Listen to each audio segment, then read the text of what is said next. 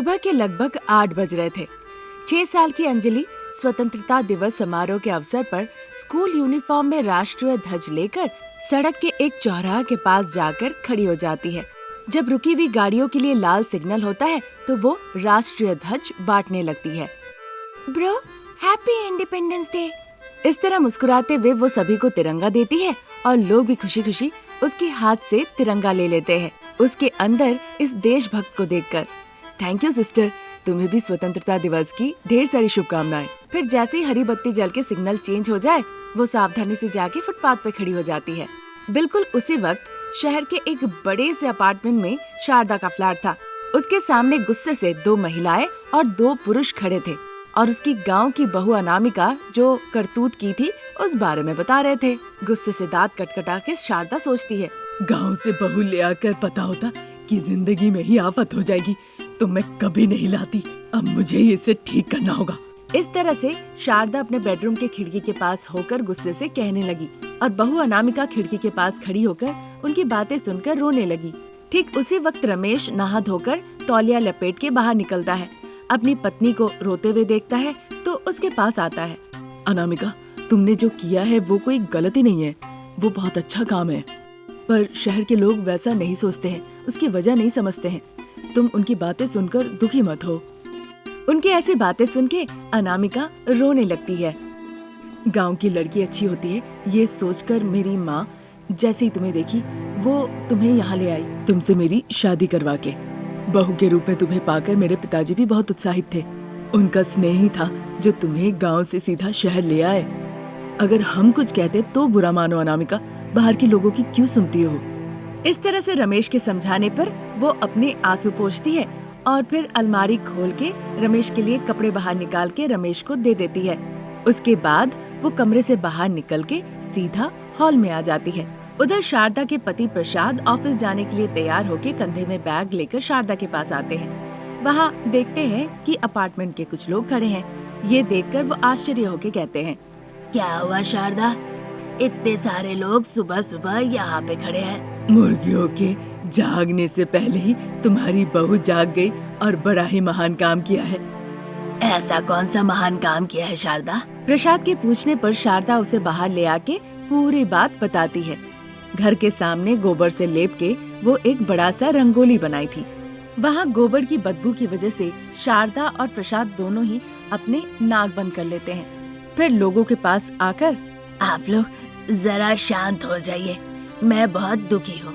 बहू के तरफ से मैं आप सभी से सॉरी कहता हूँ। अभी मैं इसे साफ करवा देता हूँ, फिर आइंदा ऐसा नहीं होगा। अब आप लोग जा सकते हैं। कहने पे सभी लोग चले जाते हैं। उधर रेड सिग्नल होते ही एक बाइक आके रुकती है। अंजलि वहाँ पे मुस्कुराते हुए सुरेश नाम के एक लड़के को तिरंगा देती है। भैया, happy happy independence day. Thank you छोटी बहन, तुम्हें भी happy independence day. Thank you भैया। इस तरह कहकर वो दूसरी गाड़ियों का इंतजार करने लगती है। इधर प्रसाद बिना कुछ कहे चुपचाप आके डाइनिंग टेबल के पास बैठ जाते हैं। तब तक रमेश भी ऑफिस जाने के लिए तैयार होकर डाइनिंग टेबल के पास आ जाता है।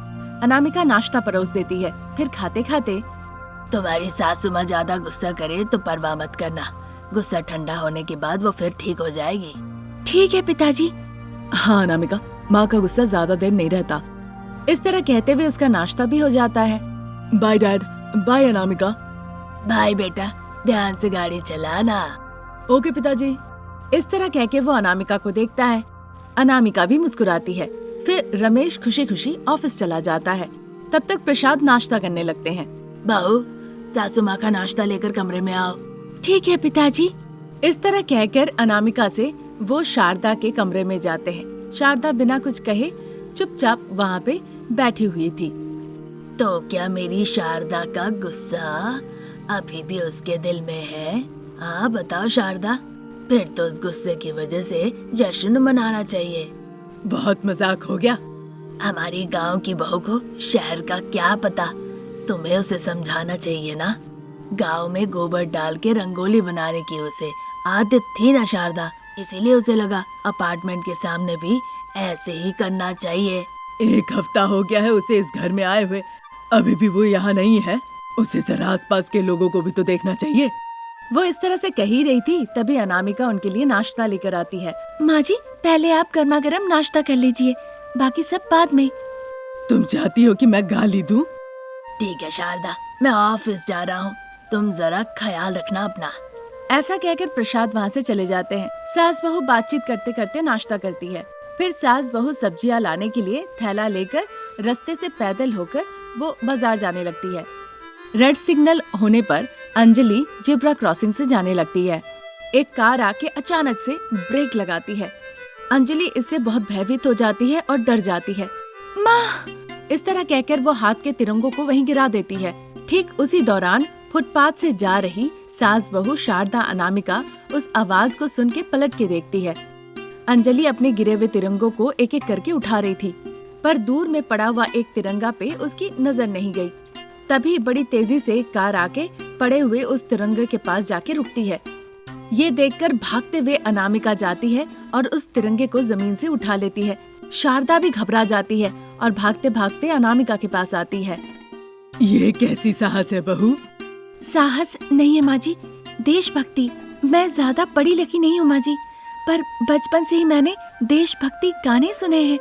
सिर्फ गाने ही नहीं, तरह तरह की देशभक्ति की कहानियाँ भी। मुझे लगता था कि बहू को बस भगवान पे ही भक्ति है, यहाँ तो देशभक्ति भी दिख रहा है। हाँ माँ जी, मैंने इस तिरंगे के बारे में बहुत सुना है, ये बहुत ही महान है। इस झंडे में ऊपर से नीचे तक नारंगी, सफेद, हरा रंग है और इन्हें समान रूप में वितरित भी किया गया है। भले ही देखने में सिर्फ रंग लगते हैं, लेकिन इनके अलग अलग अर्थ है। नारंगी बलिदान का प्रतीक, सफेद रंग पवित्रता, हरा रंग समृद्धि का प्रतीक और अशोक चक्र धर्म का प्रतीक। उसकी ये बातें सुन के वहाँ खड़े सभी लोग अंजलि के साथ साथ तालियां बजाने लगते हैं। वहाँ से अनामिका भी एक तिरंगा लेती है और फिर वो अपने घर लौट जाती है। आप सभी दर्शकों को भी हैप्पी इंडिपेंडेंस डे। टकली और बॉनी अनामिका दुखी होकर रोते रोते हॉल साफ कर रही होती है। तभी पति रमेश ऑफिस जाने के लिए हॉल में आते हैं। जब वो देखता है कि उसकी नाटी पत्नी पूरी तरह से बालों को काट कर टकली हो चुकी है, तो उसे बहुत गुस्सा आता है। छी, मैं तुम्हें कितनी बार कहूँ, इस तरह से जब मैं ऑफिस जाया करूँ मेरे सामने मत आया करो। बिना बाल वाला सर, बिना लंबाई का शरीर, किसी तरह की कोई खूबसूरती नहीं। छी, बिना देखे ही मुझे जाना था। मैं जब चला जाऊँ उसके बाद ही तुम नौकरानी का काम करना। इस तरह अनामिका को डांटने के बाद वहाँ से वो सीधा बेडरूम में चला जाता है। बेड के ऊपर जाके बैठता है। इस तरह बातें सुन के अनामिका दुखी होकर वहाँ से वो सीधा किचन में चली जाती है और दरवाजे के पीछे से वो हॉल में देखने लगती है। तब तक ढेर सारा मेकअप लगा के सासू माँ शारदा वहाँ पे आती है। देखती है पोछा लगाने की लकड़ी नीचे पड़ी हुई है। बस ये देखकर शारदा अपनी बौनी बहू अनामिका पर बहुत गुस्सा होने लगती है। फिर वो जोर से चिल्ला के कहती है, अरे गंजी बहू, कहाँ पे हो?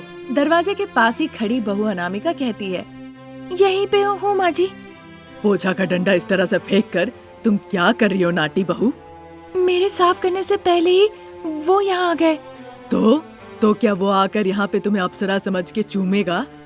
नहीं माँ जी, उन्होंने डांटते हुए कहा कि कौवे की तरह शक्ल लेके मेरे सामने मत आना, इसीलिए मैं यहाँ आ गई।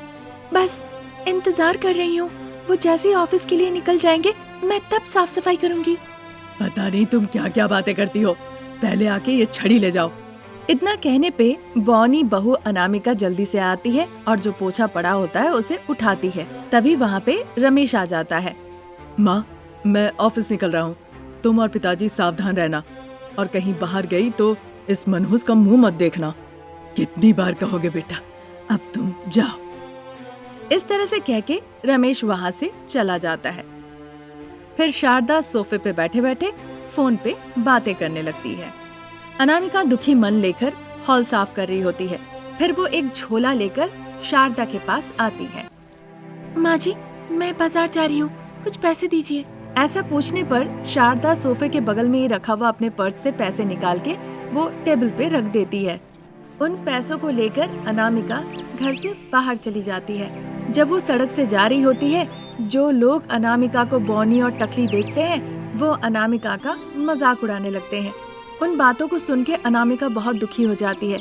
अपना पैसा, झोला सब वहीं पे छोड़ के वो वहाँ से दूर भाग के चली जाती है। भागते हुए वो जंगल के पास एक नदी किनारे पहुंचती है। नदी किनारे एक पत्थर के ऊपर बैठकर वो रोने लगती है। अनामिका को ये नहीं पता था कि थोड़ी ही दूर पे पेड़ के नीचे देवकन्या अपने में बातचीत और मौज मस्ती कर रहे हैं। ये पृथ्वी है ना, ये खुद में ही कितनी सुंदर है और कितना अद्भुत दिखता है।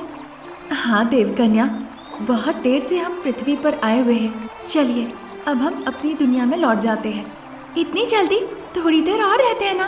तभी देवकन्या को परेशानी की हालत में रोने की आवाजें आने लगती है। आश्चर्य होकर जब वो देखने लगती है तभी उसे दिखता है कि अनामिका, जो कि बौनी है, सर पे बाल नहीं है, वो बैठकर वहाँ रो रही है। वो महिला वहाँ रो रही है, परेशान है। हम उसकी बात सुन सकते हैं। अगर हो सके तो हम उसकी मदद भी कर सकते हैं। देवकन्या, हम आपकी बातों का अमान्य नहीं कर सकते। वो अनामिका को देख रही होती है।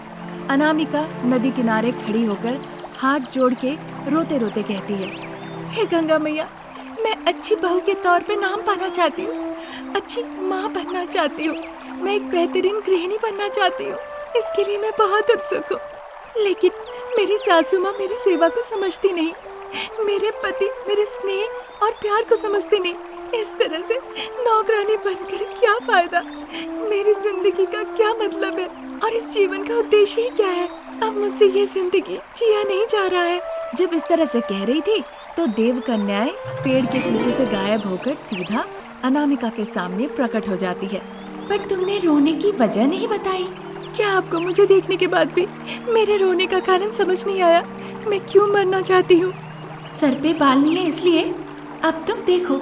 ऐसा कहकर देवकन्या आंखें बंद करके कुछ मंत्र पढ़ती है। इसी के साथ बौनी अनामिका के सर पे बाल निकल आते हैं। ये देखकर अनामिका बहुत खुश होती है।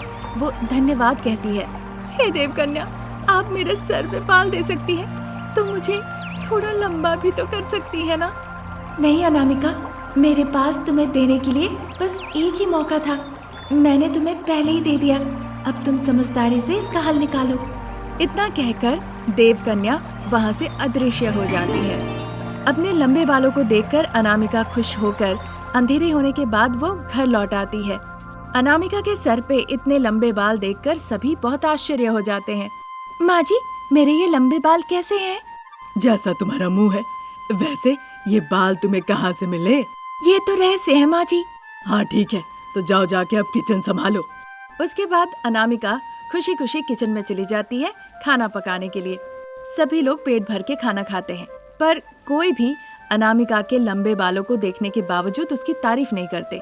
इसी तरह दिन निकल रहे थे। एक दिन जब अनामिका सब्जियां लाने के लिए बाजार जा रही थी, सभी ने अनामिका के लंबे बालों को देखा और वारे वाह कहकर तारीफ भी की। ये देखकर अनामिका बहुत खुश होती है। एक रात जब सभी लोग आराम से सो रहे होते हैं, अचानक से बहुत तेज बारिश होती है और बिजली भी चली जाती है। बिजली चली जाने की वजह से सबकी नींद खुल जाती है और वो देखते हैं बाहर बहुत बारिश हो रही है। इसी बीच बाढ़ आ जाती है। सभी लोग बारिश में बहने लगते हैं। बाढ़ में हर कोई अलग अलग दिशा में बह जाता है। बेटा रमेश, मुझे बचा लो। अजी सुनते हैं, मुझे बचा लीजिए। अरे माँ, तुम्हें कुछ मिलता है तो पकड़ लो। पिताजी आप भी, मेरे पास पकड़ने का कुछ भी नहीं है। जब रमेश इस तरह से कह रहा था तब अचानक से बौनी अनामिका को अपने लंबे बालों की याद आती है। फिर देर न करते हुए अनामिका अपने लंबे बाल को पास के ही पेड़ के तरफ जोर से फेंकती है। उसकी चोटी जाके उस पेड़ में लिपट जाती है। फिर अनामिका शारदा के पास जाके उसे बचाती है। बाद में वो रमेश और साथ ही प्रसाद को भी नदी किनारे तक पहुंचाती है और उसके बाद पेड़ से अपने बाल को बाहर निकाल लेती है। तब से शारदा और रमेश अनामिका को बहुत प्रेम के साथ साथ बहुत सम्मान भी करने लगते हैं। आज यहीं तक। नई कहानी लेकर जल्द हाजिर होंगे। नमस्कार।